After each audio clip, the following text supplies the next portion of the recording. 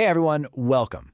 If you've ever tried building a custom skill for an AI, you know that incredible feeling when it works perfectly. It's like magic. But you probably also know that sinking feeling when that same skill suddenly, well, goes rogue.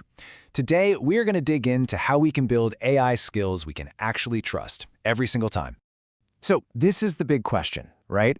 Especially for all you subject matter experts out there who are now becoming AI skill creators. You know your job inside and out, but you're not a software engineer. So how do you get that rock-solid certainty? How do you move past just crossing your fingers and hoping for the best? And this really gets to the heart of the problem. We're calling it the AI skill dilemma.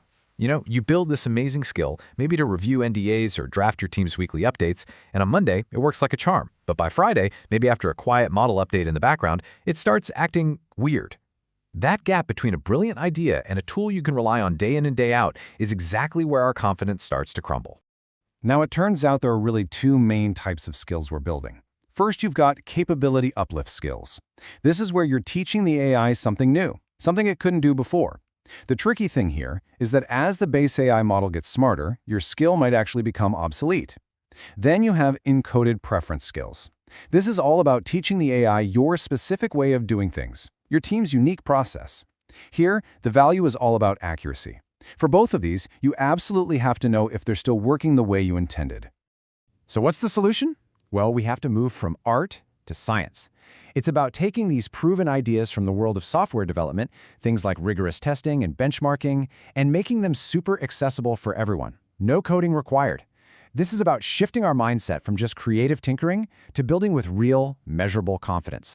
And the hero of this new scientific approach is a little something called an eval. Think of it as a quality assurance check for your AI skill. It's basically a simple, repeatable test that you design yourself to check one thing. For this specific prompt, does my skill do what I expect it to do?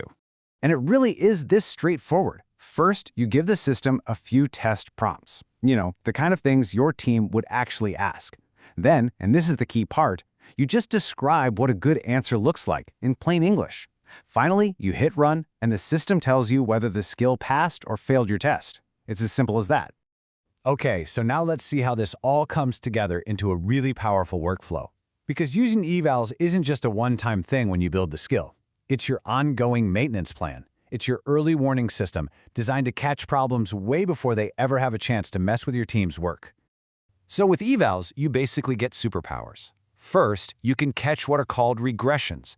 That's when a skill that used to be great suddenly starts to fail, probably after a model update. Second, you can figure out when the main AI model has gotten so good that your skill isn't even needed anymore. And third, you can zero in on exactly what's breaking. There was a real-world example where a PDF skill was failing on non-fillable forms. Evals helped isolate that one specific problem so it could be fixed fast. In building on that idea, we now have benchmark mode.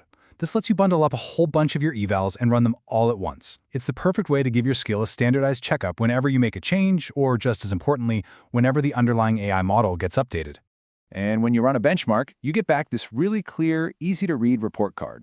It doesn't just show you the pass/fail rate for your tests, it also tracks how long the skill took to run and how many tokens it used, which is kind of like its computational cost. So you get the full picture. Is my skill correct? And is it also fast and efficient? All right, so this whole process is already pretty powerful, but we can make it even better. Let's look at a few new tools that are designed to make this whole cycle of testing and refining your skills way faster, smarter, and a whole lot more precise. It used to be that if you had 10 different tests, you had to run them one after another. It was slow, and sometimes the context from test number 1 could bleed over and affect the result of test number 2. Well, with multi-agent support, the system now spins up a fresh, separate, clean agent for every single test and runs them all at the same time. You get your results much faster, and there's zero chance of cross-contamination. Oh, this is fantastic. How do you actually know if a change you made to your skill is a real improvement? You use a comparator. It runs two versions of your skills side by side. Then, a blind AI agent judges the two outputs without knowing which version produced which. This gives you truly unbiased proof about whether your change actually made things better. It takes all the guesswork out of it. Okay, let's talk about a problem I am sure many of you have run into. A skills output can be absolutely perfect, but it doesn't matter one bit if it never actually activates when it's supposed to. Getting that skill description, the trigger, just right is such a delicate balancing act. Make it too broad and it fires all the time when it shouldn't. Make it too narrow and your team can never seem to get it to work. So now there's a feature that helps you tune that trigger. It actually analyzes your skills description against a bunch of sample prompts and then suggests edits to cut down on both false positives, triggering when it shouldn't, and false negatives, failing to trigger when it should. When this was tested on some internal skills, it actually improved the triggering on 5 out of 6 of them. That is a huge improvement. Let's zoom out for a second, because all of this is pointing towards something really exciting for the future. The very idea of what a skill is starting to change. That line between giving the AI a detailed set of instructions versus just telling it your intention, well, that line is getting pretty blurry. And this slide just says it all, doesn't it? Right now, a skill is pretty much a detailed instruction manual. You're telling the AI how to do something step by step. But where we're headed, as the models get more and more capable, is a world where a skill is much more about describing what you want the final result to be, and then letting the AI figure out the how all by itself. And this is the big, mind-bending takeaway for the future. Remember those evals we talked about? And that step where you describe what good looks like? Well, that description, that definition of what, is the seed of what's coming next. Eventually, that description may be all you need to create the skill in the first place.